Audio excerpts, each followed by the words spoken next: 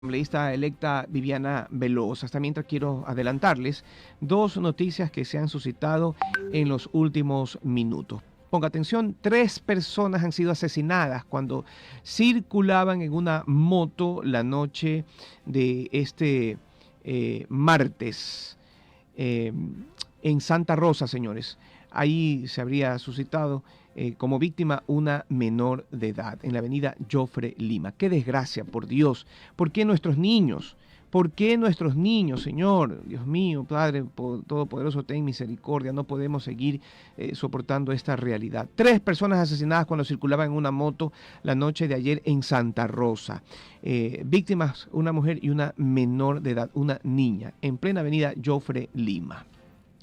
También les contamos, amigos, que un ciudadano chino ha sido detenido en el aeropuerto de Guayaquil hace poco, cuando intentaba salir del país con 78 caballitos de mar en su equipaje. Gracias a Dios funcionaron los mecanismos de revisión, de inspección y no permitieron que esto suceda. Pero fíjese usted, estos chinos sinvergüenzas, no todos obviamente, estos 4 o 5 que salen a la luz de vez en cuando, queriéndose llevar nuestros caballitos de mar.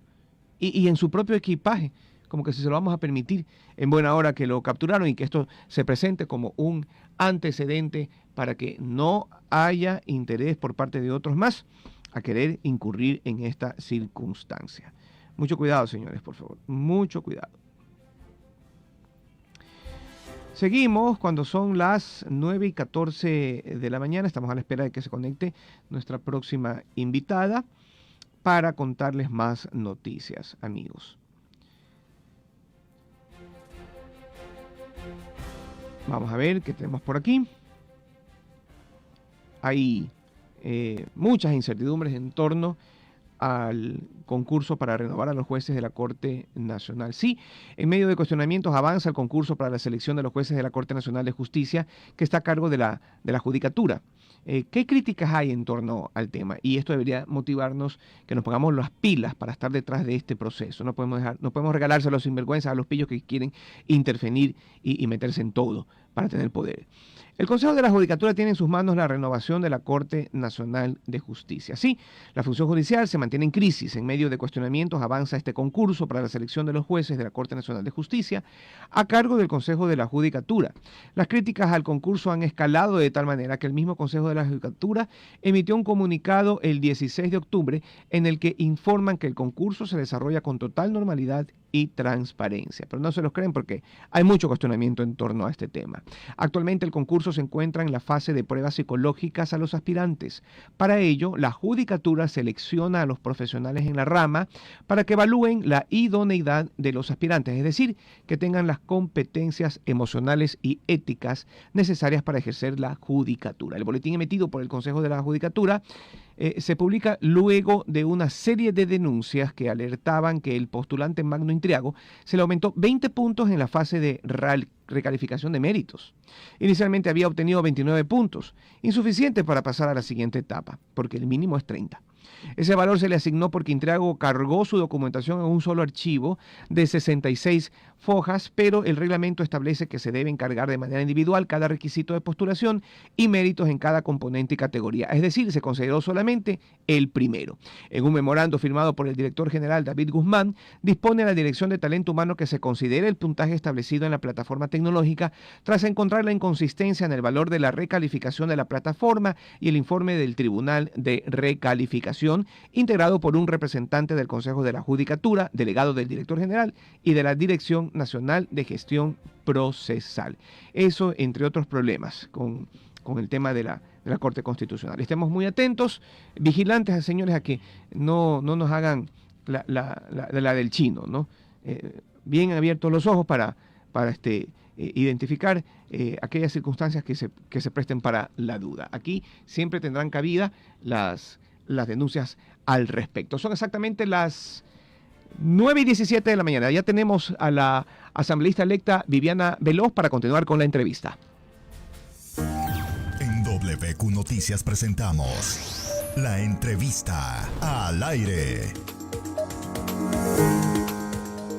Asambleísta Veloz, muy buenos días. Gracias por estar aquí en WQ Noticias para conversar con nosotros algunas de las inquietudes que tiene nuestra comunidad. Primero, y no lo tome a mal, por favor, ni tampoco piense que es una sorna, es una burla. Ya reaccionaron frente a lo que pasó a propósito de las últimas elecciones. Ustedes tienen un interesante, el más grande bloque asambleísta. Quizás eso sopesa en la decepción, porque somos humanos, ¿no?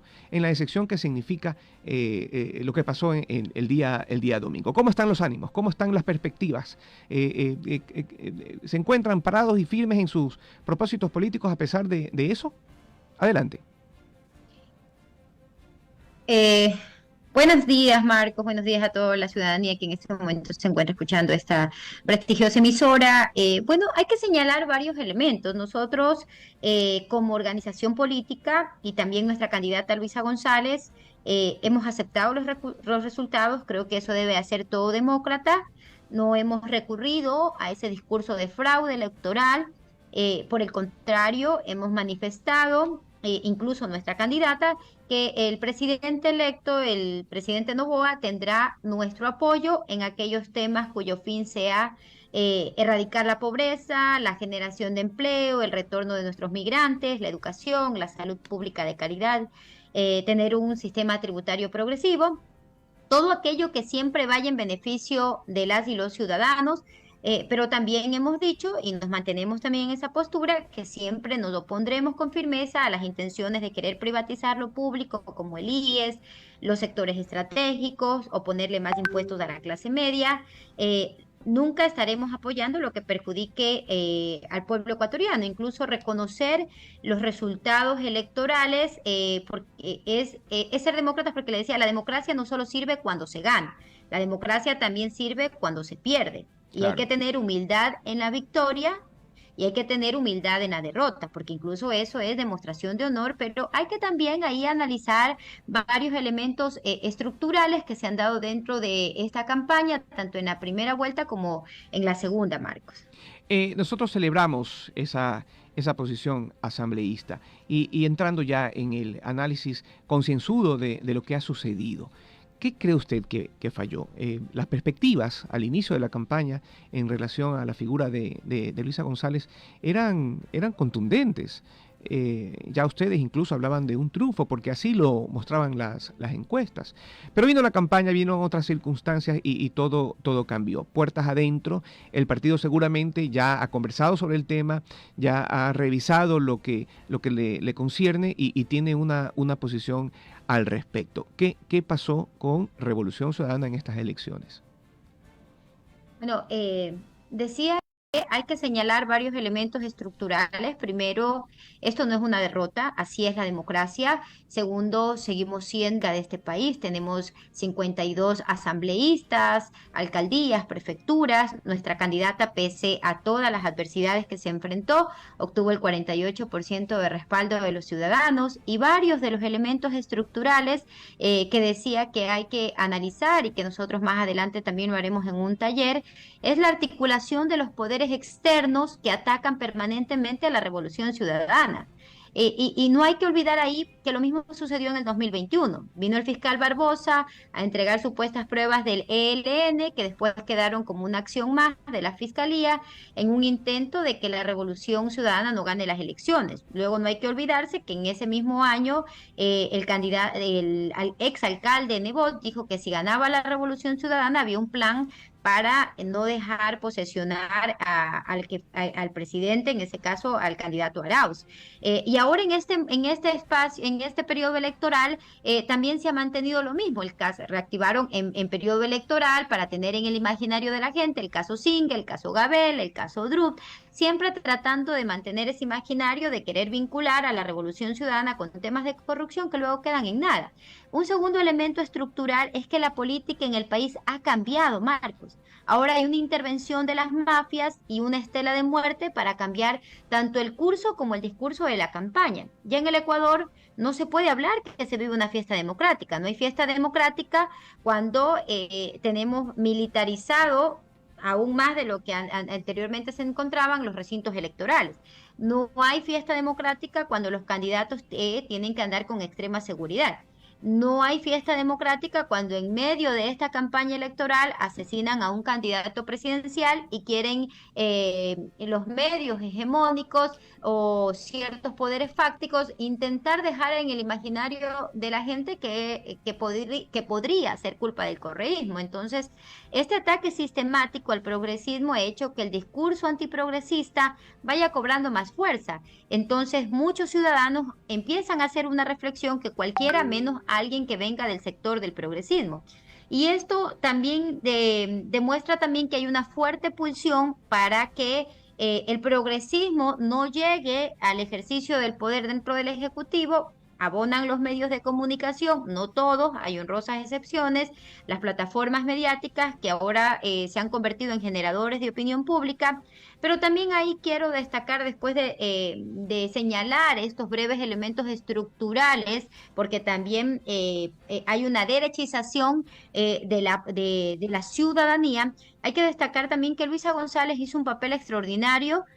No se puede negar que había un ataque concertado desde el machismo, desde la misoginia, desde querer decir que sería un títere, etcétera, y también al candidato Arauz con el famoso timing de la desdolarización, que siempre recurren a ese timing en periodo electoral. Y vea, Marcos y Ciudadanos, lo perverso del posicionamiento de lo mediático. Los que se dicen demócratas estigmatizan a los candidatos y a quienes somos candidatos de la primera fuerza política de este país, cuando es lógico que somos los candidatos del correísmo y empiezan a tratarnos como títeres, como obsecuentes. Lo digo en mi plano, cuando me nombraron hace una semana jefa del bloque de Revolución Ciudadana, decían, han nombrado a la más obsecuente, me dijeron rabiosa, viuda de Correa, bueno, una serie de epítetos, dejando por un lado mi trabajo dentro del periodo legislativo y también mis condiciones como mujer y también el profesionalismo que nosotros podamos tener como mujer. O sea, solo eso por señalarle ahí esos elementos que muchas veces hacen para estigmatizar. Expresidente Correa y líder de Revolución Ciudadana advirtió que ellos están abiertos.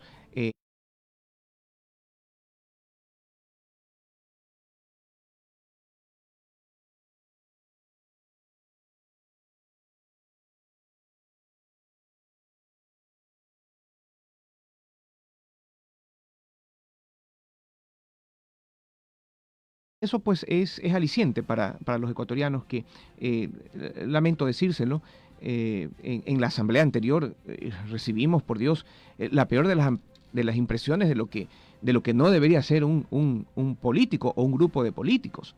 Yo estoy seguro que ustedes han reflexionado en torno a esa idea y nos van a plantear, estoy segurísimo, en la próxima asamblea un estilo o una visión diferente asambleísta, ¿verdad?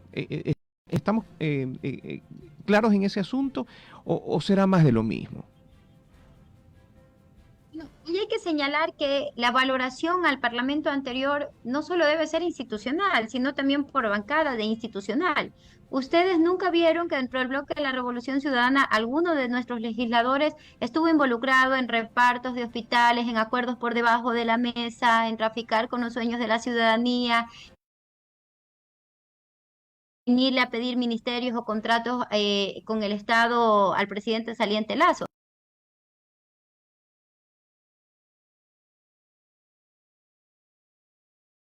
Nosotros fuimos una oposición democrática, no una oposición ciega. Nosotros siempre estuvimos velando por los derechos de los ciudadanos. Y ahora bien, le hemos dicho hoy al presidente electo, nuestra candidata incluso Luisa González, aquí tiene un bloque para trabajar en beneficio de los ciudadanos, pero de ninguna manera quiere decir que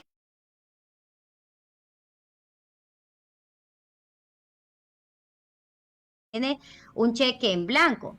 Y los acuerdos que se lleguen a hacer con cualquiera de las fuerzas políticas deben ser acuerdos públicos y que tengan como punto y objetivo primordial el bienestar de las familias ecuatorianas, poder reorganizar el Estado, poder recuperar la institucionalidad y que deben ser públicos, porque nosotros, y algo debe quedar claro, Marco y ciudadanos, es que jamás vamos a negociar cargos ni ministerios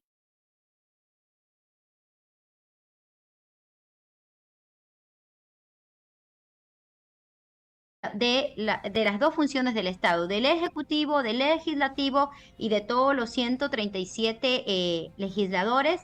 ¿Y qué esperamos nosotros que entienda el presidente electo Daniel Noboa? Primero, que no cometa los errores de su antecesor, que no erosione los consensos, los puentes de diálogo, que entienda que debe construir esa gobernabilidad. Esperamos que el presidente electo entienda que gobernar el país es pacificarlo, que eso implica quitarle el territorio a las bandas que tienen cooptadas provincias como Esmeraldas, Guayas, Santo Domingo de los Áchilas, entre otras, en el que las mafias ahora reinan y nos tienen en terror y zozobra a los ciudadanos. Entiendo que gobernar es igualar, que no puede hablar de un buen gobierno mientras tenemos a la mitad de nuestra población, según datos de la CEPAL, en pobreza extrema el 14% y en pobreza el 34%.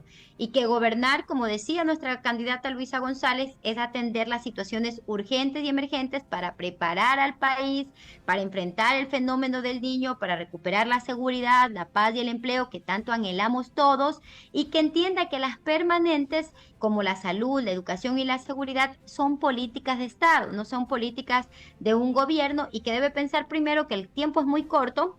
Por eso hay que priorizar los temas, tanto el Ejecutivo como el Legislativo, y que, por lo tanto, estas políticas de Estado deben tener continuidad en el tiempo, y que también entienda que desde la Asamblea y desde el Ejecutivo se debe construir un sistema de pesos y contrapesos, pero que pueda darse, como digo, esta tan anhelada gobernabilidad. Creo que nadie en su sano juicio que ame este país va a querer que le vaya mal al presidente electo. Queremos que le vaya bien, porque el bien de él, el éxito de él será el éxito de todo un país. Coincidimos, asambleísta, pero hay un hecho, y rememoro palabras que el mismo líder histórico de la Revolución Ciudadana ha manifestado en circunstancias similares. El señor Daniel Noboa ganó las elecciones, y entonces el plan de gobierno que debe aplicarse es el de él.